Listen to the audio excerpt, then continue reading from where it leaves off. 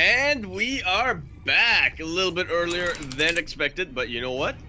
That's probably for the best.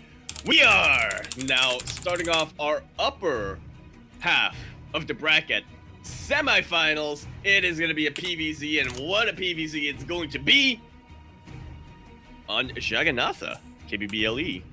In the top right-hand corner map, starting all the way in the top right-hand corner, the pink Protoss player. He has soared so far up in the sky. He's in space right now, representing Clan Fight for Justice. He is StarDuck. And spawning in the bottom left-hand corner of Jagannatha LE, we have the Vietnamese Zerg player, the big cat himself, one of three pinnacles of the Zerg Muta Triangle, representing Intensity Esports, as well as Clan Jiggly. It is MeomaikA. Oh my. Oh my. So we found out what the issue was in the end, apparently. Well, I don't think we did find out. Mio just said open door. Yeah, the door was open. Joe came in. You had to investigate. Yeah. Oh god. But yeah, honestly, this is a very interesting third base, natural location here from MeomaikA, and I feel like this is probably pretty telling. Yeah, because to be honest, that probe was not blocking natural expansion, I don't think. It went straight into the main to get the scouting information that StarDuck wanted to get, and MeomaikA just went straight for the third location. Yeah. He is going to be very aggressive, ain't he? Mm-hmm. Yeah, the probe did actually go to block it, so like this was a response as the probe was in the area. So, but again, like because of such a forward third location for MeomaikA, like this is terrifying. And we'll see what StarDuck has in store for us, because he does have two probes here. Yo, he could throw down a shield battery. Really could wait for that pylon to just finish up, and there we have it. Shield battery. Ooh. There it is. Zealots are being sent from the wall of StarDuck over here, and it should be able to get a little bit done. Yeah, we have the initial zealot here. A second zealot is on the way. It looks like the first spine is going to be forced to be canceled. The second spine, I imagine, likewise. And StarDuck is looking to try and punish this very exposed third base. This could be how he takes game number one, honestly. We'll see. The shield battery still needs a little bit of time to finish up. The probe. Keeping the probe alive for as long as he can, and he will keep it up. Just needs to make sure the shield batteries or the pylon does not go down. It looks like StarDuck has given up on that at the moment. Really nice decision making coming out here from MeomaikA. Try to go for that pylon. Unfortunately, no nexus in the vicinity, so no battery overcharge is available for him. That they aren't, and oh god, there's a little bit of mismicro here. No, he right-clicked on the hatchery, not on the spine. Ay. And as a result, not going to be able to keep this up for any time longer. MeomaikA trying to go for the counterattack at the moment. The recall units will put a stop to that eventually, but yeah, we'll see how long that can really last. That was a kill, I think.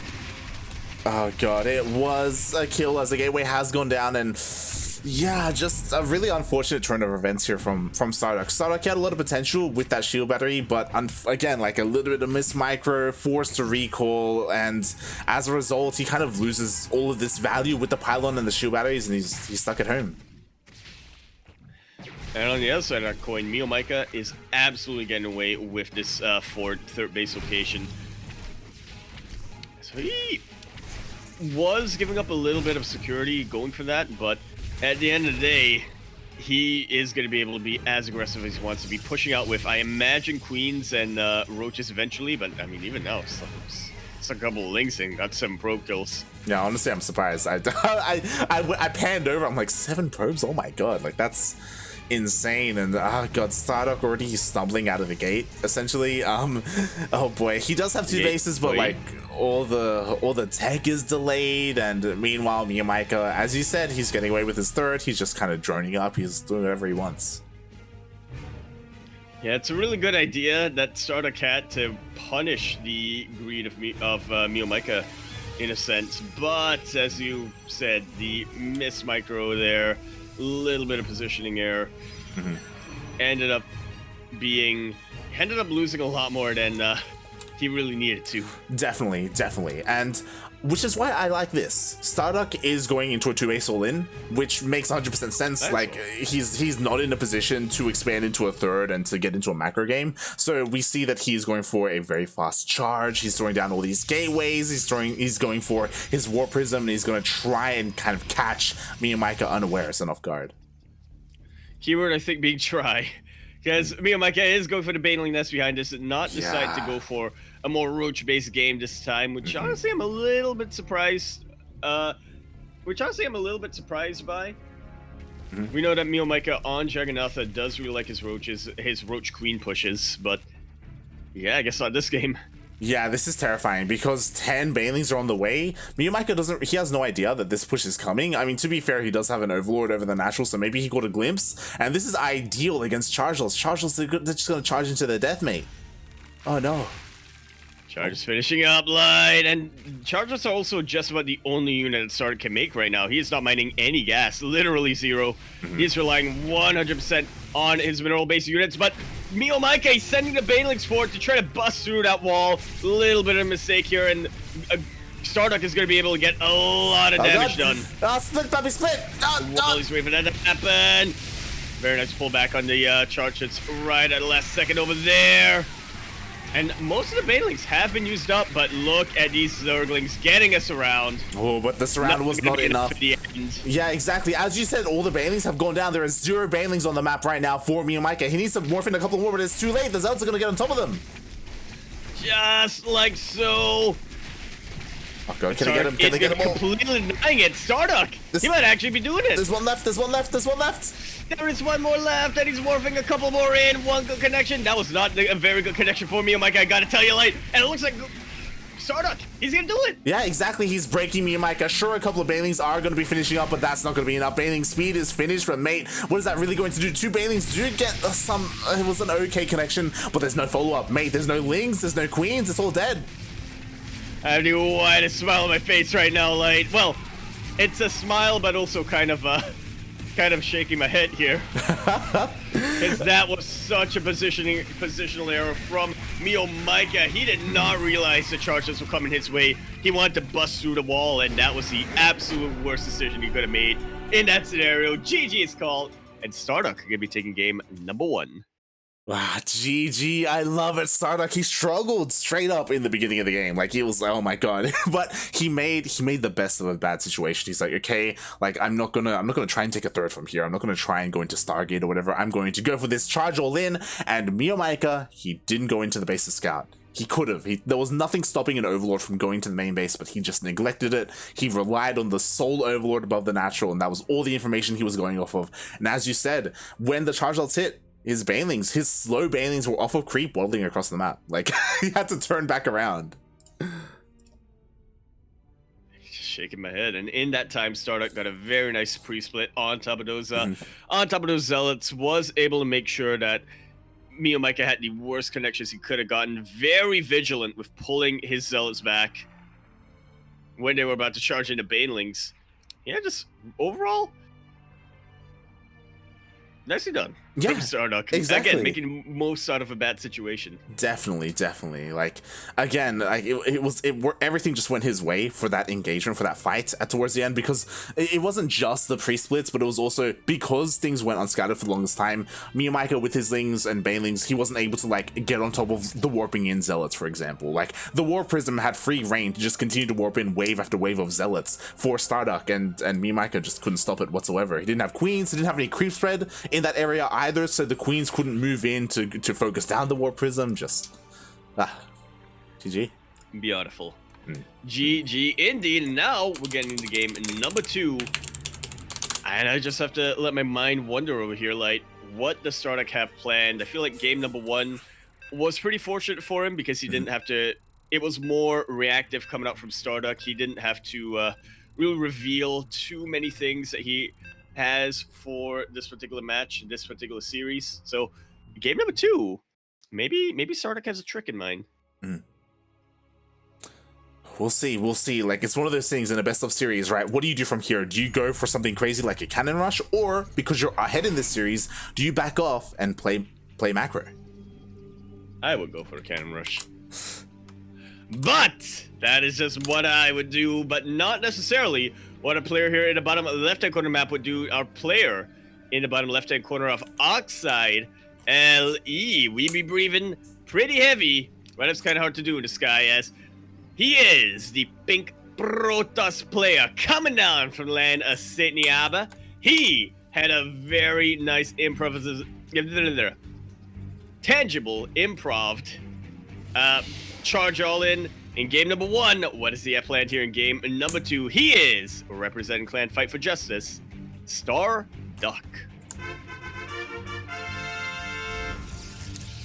And spawning in the top right-hand corner of Oxide LE, we have the Vietnamese Zerg player, the Red Zerg, representing his new team Intensity Esports.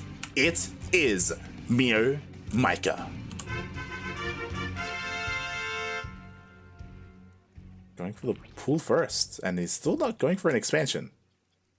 Oh, he's trying to hide. He's trying to sneak past the probe. And now he's gonna go in. Oh, is it gonna get that time? The drone is a little faster, light. He gets it. Not fast enough. Not fast enough, mate. He was juked. MeomaikA was waiting for the probe to move on to creep, and then he just dove on in. Eventually does get his expansion. Was it worth it though in the end? I feel like he delayed that for quite a while, but I suppose on Oxide, the third base locations are a little bit more isolated. You want to be a little bit more secure as a Zerg player. Yeah, it was delayed, but again, like, he did open up pool gas first, so, you know, he could delay it that little bit longer. And again, the benefit of this is that you aren't forced to get your natural a little bit further away. It seems like MeomaikA may be a little bit afraid of that, a little bit afraid of a more exposed natural base. He's already been traumatized once by the charge all in. Yeah, exactly. Not want to happen. Does not want to let it happen to him again. Exactly, and just being reminded a little bit in the chat. Yeah, here we go. The leader of the free world, mate. Here to stroke your beef, stroke your beef, mate. Stroke your beef, yeah. Oh God. Is that a promise? Oh God. That's a pretty good campaign promise to have, honestly. That's MeomaikA's. Smoked beef for everyone. Yeah. That's what he promises to the people of Nam, mate. That's how he's gonna bring back Blizzard to the SEA Games. Oh boy. By promising stroked beef? He's gonna entice. He's gonna entice. What's his name? What is his name? Something Kovic? No. Bobby Cove. Bobby Kovic? Kovic? Kovic, yeah. Kovic? No, Kotik. Kodik. I think. Kodik. Spodek? Kodik or Kovic? Spodek Arena. Hold on. Blizzard Bobby Kodik. There we go. There we go. Old mate Bobby. And speaking of Spodek, StarDuck switching things up a little bit this time. He's still going Twilight Council first, not opting for any Stargates just yet. But yeah, again, similar to what he did against Vivid, I'm gonna go for that. That's what I'm thinking of here. Like, Glaive did that build. That he is, and honestly, this is a little bit. I'm a little bit worried for StarDuck because MeomaikA is a little more comfortable against this. Again, it's ideal that he got his actual natural location as his natural, as opposed to being forced to take it elsewhere. So it feels like MeomaikA's in a pretty good position. He already has his Roach Horn as well. Roach is already in production. It's going to be difficult for these adepts to really deal much damage. Ooh, what's interesting is that StarDuck is immediately starting Immortal production. Okay. Kind of like that as a way to sort of deal with roaches. I think I do. I don't know. I think I kind of prefer disruptors just because of it's a blind what we've seen from a lot of play. Oh no! Missed time just ever so slightly. Yeah, I was looking at that and I'm like, yo, where are the adepts? And you know what? StarDuck must be thinking to himself, yo, where are the drones? There were no drones whatsoever at the third base, man. Yeah, so he's prioritizing scouting with his adepts right now. He wants to get much more damage done with that. He's already invested into the glaives and into the adepts, but yeah, I think it's definitely a lot more important for StarDuck right now to play as reactive as he can. Honestly, it's a blessing in disguise that he was supply blocked at that time, because if he committed to adepts, like he'd be in an awful position right now, just because there's barely any drones to kill. Like again, MeomaikA is so far, like he's prioritizing these roaches. Like he has so much army right now. Like this is terrifying. It's so important that StarDuck keeps us busy at home. Massive 2-base roach push is coming StarDuck's way from the side of MeomaikA. It's giving about half of the roaches at home though, so yeah, that's pretty good for StarDuck right now. He's got 2 immortals, counted, like 2. Exactly. This is a little more standard for Protoss. Again, like it's kind of more fancy for Protosses to go into disruptors. The problem is disruptors take a lot more longer to come out, and and there would have been maybe 1 out, if that, when this roach push happened across the map. Meanwhile, with 2 immortals, I'm a little bit surprised. I don't know how I feel about this StarDuck being very aggressive right now. Yeah, well, here's hoping he's maybe feeling confident in his micro right now. His ability to juggle these immortals as best he can. He's going for more adepts here as a bit of a buffer unit. Not the worst buffer unit you can really have in when you're facing roaches like this. They are going to be able to deal with lings if they're used as a buffer, and obviously you never want to underestimate the rate of fire that glaives have. Yeah, and with that, all the glaives do go down, only the immortals are left, and StarDuck is forced back. Again, like, I really think this is a mistake from him. Like, he should realize, hey, my opponent is not droning up. Like, I don't need to be this aggressive right now. Like, it's my opponent is focusing on the army. This is ideal for MeomaikA, but StarDuck, he's committing to this. Like, he is not expanding. He's not taking a third. And MeomaikA is well aware. More than well, you could even say. And interestingly enough, it does seem that StarDuck is focused a lot more on 2 base pushes in this current matchup. Oh, juggling just about as best he can, and he has cleaned out the lings, but there's still a lot of roaches he has to contest with. Come on, StarDuck, you got to channel in a hero micro as best you can, but he will lose one of the immortals, and the other 2 are so badly bruised. Yeah, exactly. And I wouldn't go as far as to say like 2 bases in this matchup just against MeomaikA. Like, he knows that in the past, whenever he tries to go double Stargate into like 4 bases, like he just dies early on to MeomaikA. So he's trying to do the same to MeomaikA, but oh god, this is where MeomaikA thrives, right in the early game. And once again, StarDuck is only down to 2 immortals. Not even 2 immortals. It's like half an immortal if you count the health, if you combine the health. And now MeomaikA is pushing out across the map. What is it to defend? There are a couple of adepts. There are no shield batteries, there's no cannon, there's no overcharge available whatsoever. And yeah, there's nothing to be able to counter these roaches, not even a sentry out for any potential force fields or guardian shells. Looks like MeomaikA will be tagging up the series sideways. 1-1. Yeah, he's pushing on forward. He's going to break through the natural. The boys are pulled, but now probes are going to be going down. Sure, this entire time there have been 2 immortals, which is nice and all, and StarDuck has done a really good job at keeping them alive, but that's really all he's got. There it is. GG is called, and MeomaikA is going to be tagging up the series sideways 1-1, and it does seem that, as you said, StarDuck is a lot more focused on 2 base pushes, even 2 base all-ins against MeomaikA here, but and we can sort of see why, but this isn't MeomaikA's first rodeo, to say the least. Yeah, I think it's one of those things where StarDuck probably went into this game with a certain idea in mind and he stuck with it. I think when he went in and when he saw no drones at the third, that's the moment where what MeomaikA would do if he sees something like that is you adapt, right? You kind of switch gears and you don't commit to like your initial plan and you go for something else. And I feel like that's probably what StarDuck should have done there. Either kind of hunkered up defensively at home or just, you know, expanded, taking the third base. Just forcing the attack, I feel like was exactly what MeomaikA wanted. 100% was. He wanted MeomaikA to come into that massive concave of roaches. And to be fair, StarDuck was able to adapt a little bit in that game number 1. Game number 2 just a little bit lacking here. Yeah. just a little bit. And with that, as you said, we are tied up 1-1. We are going all the way to that ace match, and we'll see what our players have in store for us. I feel like a lot of it will come down to what map we are on. Submarine, probably. If I had to make a guess. Romanticide. Was that game one? No, that was Dragon Natha. Duh. Defora. Oh. Oh! We're both completely wrong.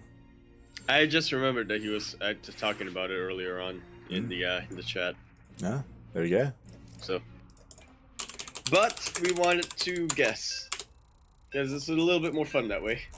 Yeah, exactly. As we are going to be getting into Pillars of Gold, this will be our ace match, and oh boy, we'll see what happens here. As we have seen MeomaikA go for his famed roach queen pushes on this map quite often. Yeah, in ZvP, not in ZvC. Reserves that for the speed zone maps, but this is ZvP, so he does not have to be reserved. Anyways, we are going to be concluding this upper half of the bracket semifinals here. The winner of this is, in fact, going to be going to that grand finales with no point advantage, as we do have Signal Limb today. Shout out to everyone who signed up to make it so. In the bottom left-hand corner map, spawning all the way in the bottom left-hand corner, the pink Protoss player. He to be coming out from the land of Sydney Abba, but now he's not in an Abba. He is on the Pillars of Gold. Ellie, you hold up the rest of the card map, also Ellie. Representing Fight for Justice, he is StarDuck.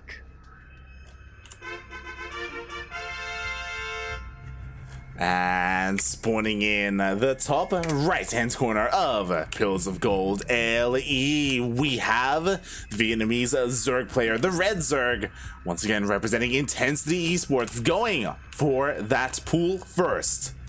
It is MeomaikA. That's an amazing Jigglypuff. It is. It's like wearing headphones. So wait, is that arrows? Man. Yeah, like gamepad arrows. Quiver. What? What? What?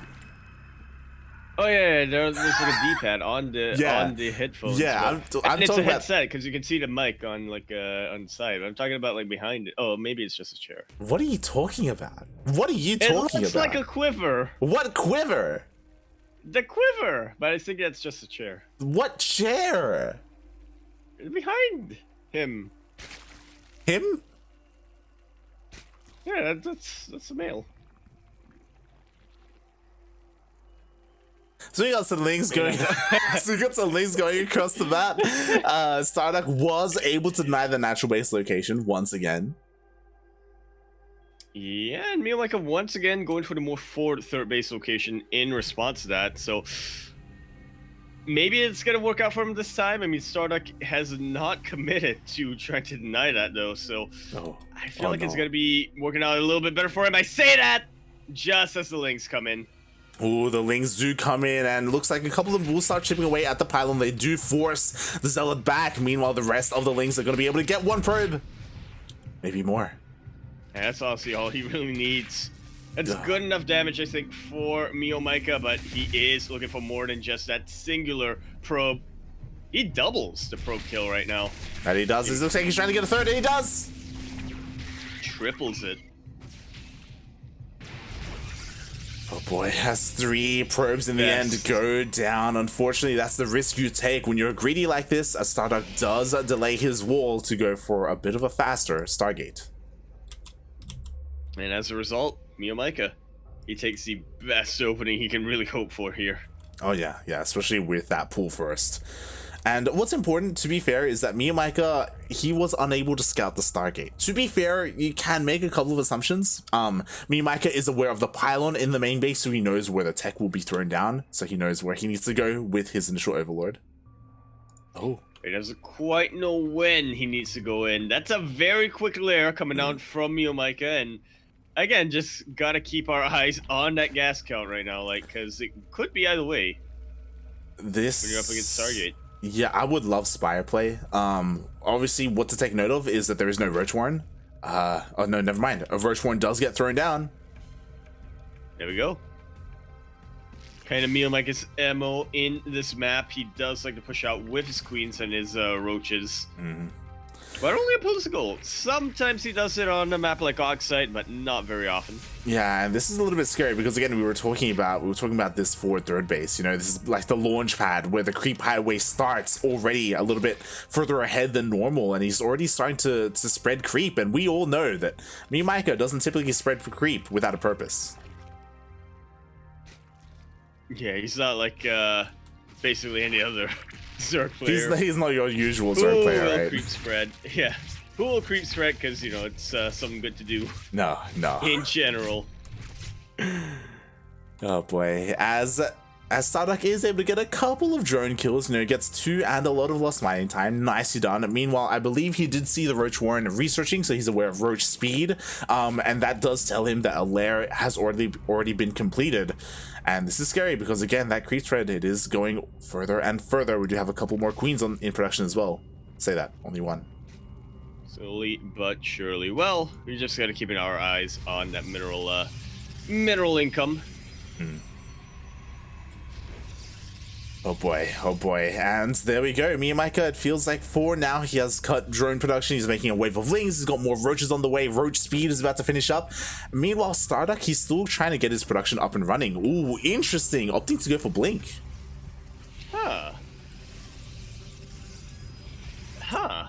But will it be done in time? With Stargate play.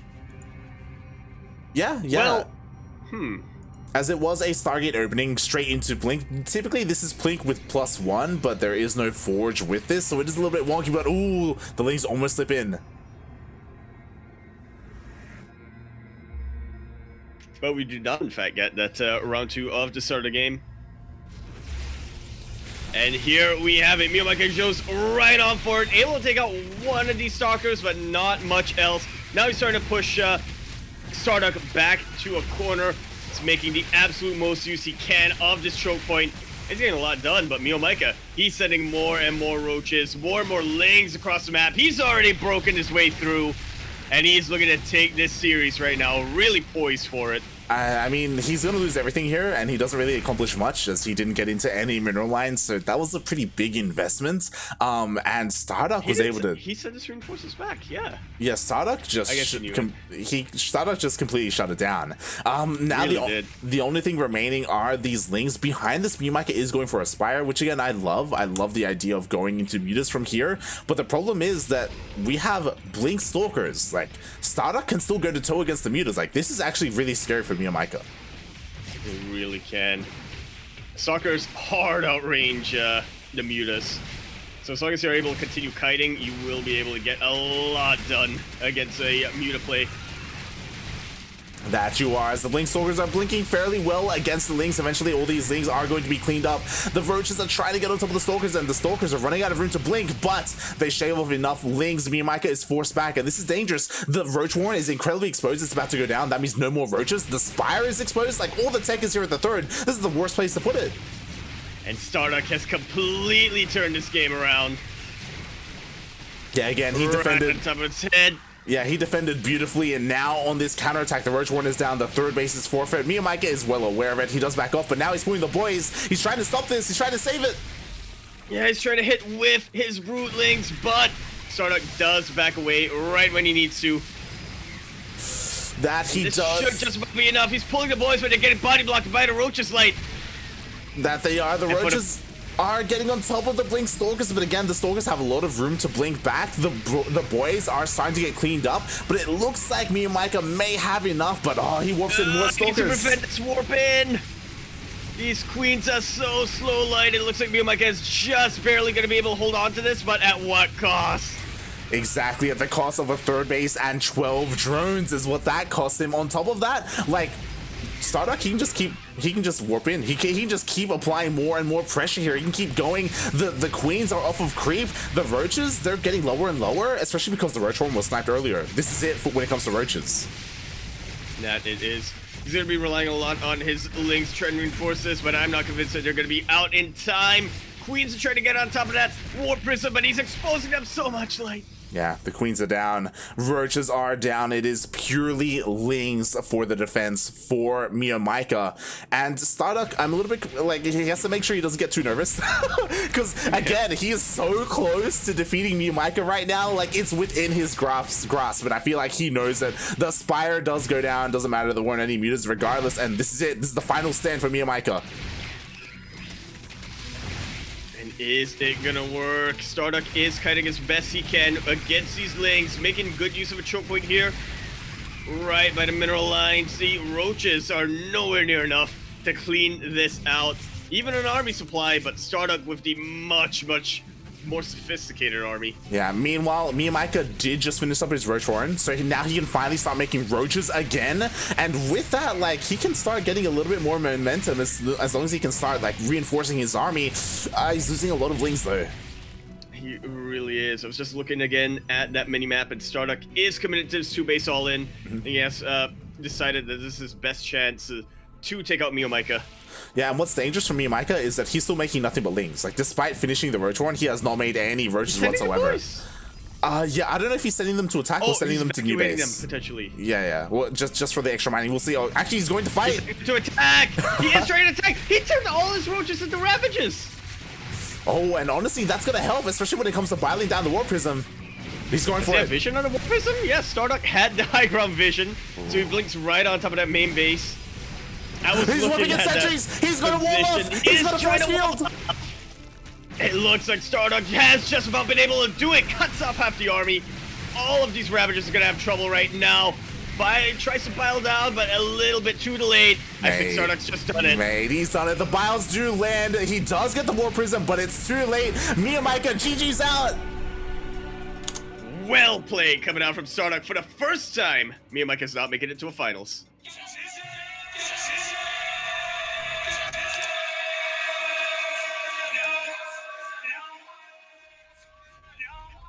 Mate, MeomaikA, very well played. It's not just that. For the very first time, StarDuck, he's gone up against him so many times here in Demi SEA Weekly and in GPO, but finally, StarDuck doesn't just take a map. He takes a series. He takes down MeomaikA. He finally has that notch at his belt. The only one left is Caesar. Wow.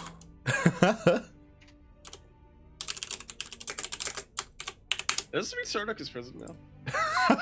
StarDuck is the new leader of the free world, mate. I think that's how it works. That's the season finale of whatever season this is. Of Max Angel. Yeah. Aye. Congratulations, GG. Welcome Zeph to the chat. I see Zeph, being cheeky. I'm too early for Mia versus Gogo Joey. I mean, in a normal tournament, that is what the finals would be. Not this week, mate. StarDuck, he's in the finals.